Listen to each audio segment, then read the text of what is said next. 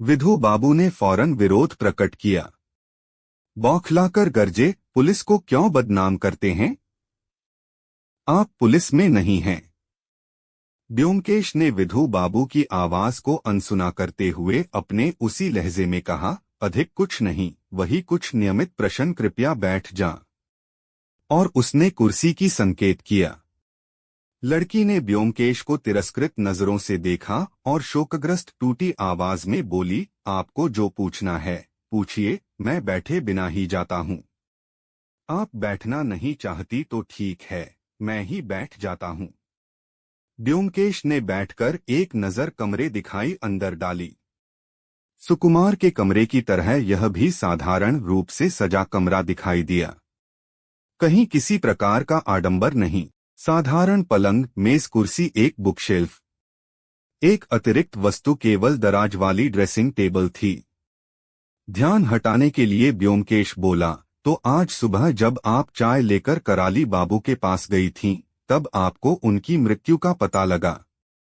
लड़की ने फिर स्वीकारोक्ति में अपने सिर को हिला दिया।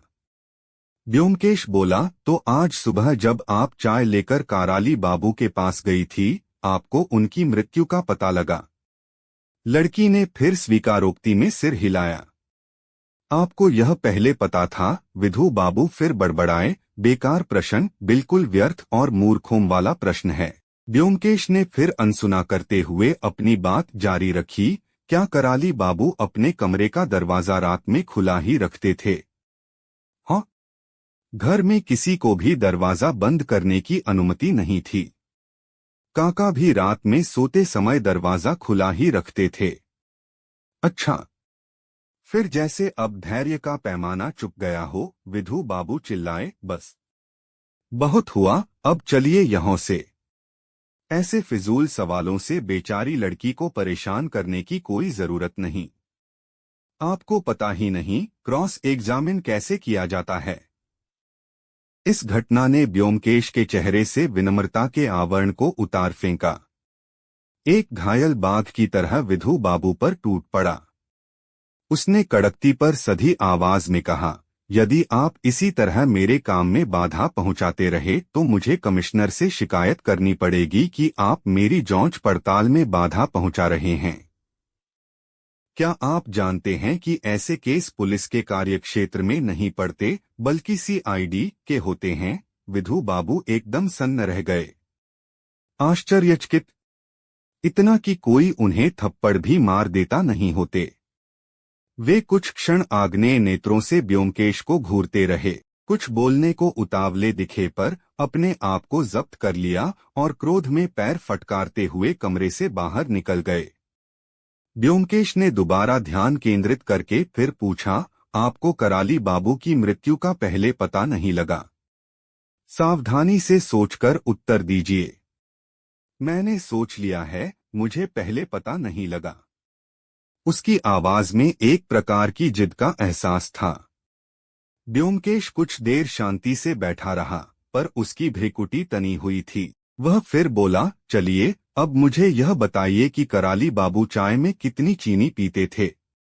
लड़की बड़ी बड़ी आंखों से ताकती रही, फिर आहिस्ता से बोली, चीनी।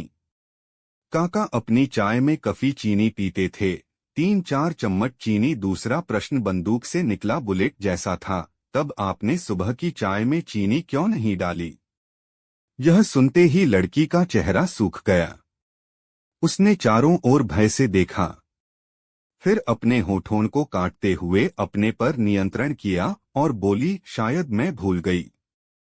कल से मेरी तबीयत ठीक नहीं थी। क्या कल आप कॉलेज गई थीं? हाँ, भर्राई आवाज में अब भी जिद थी। कुर्सी से उठते हुए ब्योमकेश बहुत आहिस्ता से बोला, यदि आप सब कुछ मुझे बता दें तो हमें बहुत लाभ होगा, आपका भी फायदा होगा। लड़की वैसे ही होंठ दबाए खड़ी रही, बोली, कुछ नहीं। ब्योमकेश ने दोहराया, बताने की कृपा करेंगी? लड़की ने धीरे से एक एक शब्द नापते हुए कहा, इसके बाद आगे मुझे कुछ नहीं मालूम। ब्योमकेश के मुंह से एक निश्चिवास निकल गया। बातचीत के दौरान इसकी निगाह मेज पर रखी सिलाई की टोकरी पर पड़ रही थी। वह उठकर उसके पास पहुंच गया। उसने पूछा, मुझे लगता है यह आपकी है। हाँ। ब्योमकेश ने टोकरी को खोलकर देखा। अंदर एक अधूरे मेजपोश के साथ रंगीन धागों गुच्छे पड़े हैं। ब्योमकेश ने उन गुच्छों को हाथ में उठाया और मन ही मन बड़बड़ाने हुए गिनने लगा। लाल, नीला, काला, अच्छा काला भी। उसने धागों को टोकरी में रखते हुए कुछ और भी ढूंढा। उसने तह किए मेजपोश को भी खोलकर देखा और लड़की को देखते हुए पूछा, सुई कहाँ गई? लड़की तब पत्थर की मूर्ति बन चुकी थी। उसके मुंह से केवल एक शब्द निकला, सुई। ब्योमकेश ने कहा, हाँ, सुई जिससे आप सिलाई करती हैं, वो कहाँ गई? लड़की कुछ कहना चाहती थी, लेकिन कह नहीं पाई। एकाएक वह मुड़ी और दादा शब्द फड़फड़ाती हुई पलंग पर बैठ सुकुमार की ओर दौड़ी और उसकी गोद में सिर रखकर फूट फूट कर रोने लगी। सुकुमार घबरा गया। उसका सिर ऊपर करके कोशिश करते हुए कहता रहा, सत्या, सत्या।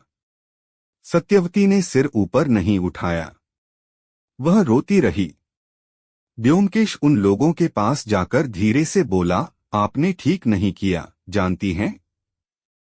आपको मुझे सब कुछ बता देना चाहिए था। मैं पुलिस का आदमी नहीं हूं। यदि आप मुझे सब कुछ बता देती तो आपको ही फायदा होता। चलो अजित, हम लोग चलते हैं। कमरे से बाहर निकलकर ब्योमकेश ने सावधानी से दरवाजा बंद कर दिया। कुछ क्षण के लिए वह खड़ा सोचता रहा, फिर बोला, हाँ, कणी बाबू के कमरे में चलें। मेरे ख्याल से उनका कमरा उधर है।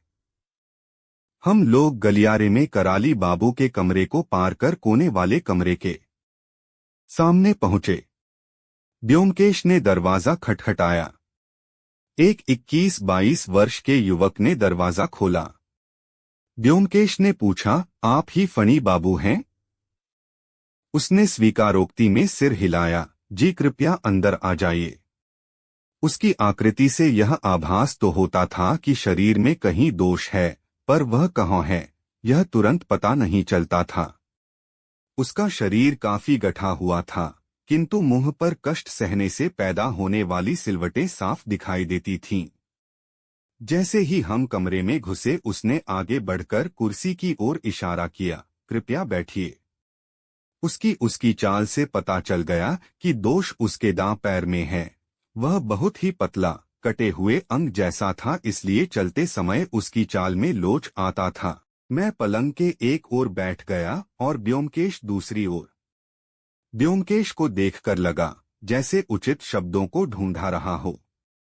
फिर जरा अन्यमनस्क होकर बोला, मैं समझता हूँ आप यह जान होंगे कि पुलिस आपके भाई मोतीलाल पर शक कर रही है।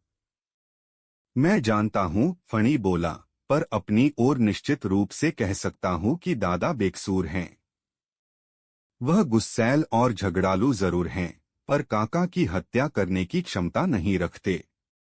वसीयत से अपने नाम बेदखल किए जाने के बाद भी यह संस्कार केवल मोतादा पर ही नहीं, हम सब पर लागू होता है, तो मोतीदा पर ही शक क्यों किया जाए? ब्योमकेश ने उसके प्रश्न पर ध्यान न देकर कहा, मैं समझता हूँ कि आपने पुलिस को अपना बयान दे दिया होगा। फिर भी मैं कुछ प्रश्न पूछना। फणी कुछ असमंजस में दिखाई दिए। आप पुलिस में नहीं हैं, तो मैंने सोचा शायद CID के होंगे। ब्योमकेश ने हंसकर कहा, नहीं, मैं केवल सत्य का खोजी हूँ, सत्यान्वेषी। फणी ने सुना तो आश्चर्य में उसकी आंखें बड़ी हो गई। वह बोला, सत्यान्वेषी ब्योमकेश बाबू? तो आप ब्योमकेश बख्शी हैं? ब्योमकेश ने सिर हिलाया और बोला, अब मुझे यह बताइए कि कराली बाबू के संबंध सब लोगों से कैसे थे? दूसरे शब्दों में, किसे वे पसंद करते थे और किसे नापसंद, यह सब कुछ विस्तार में बताएंगे।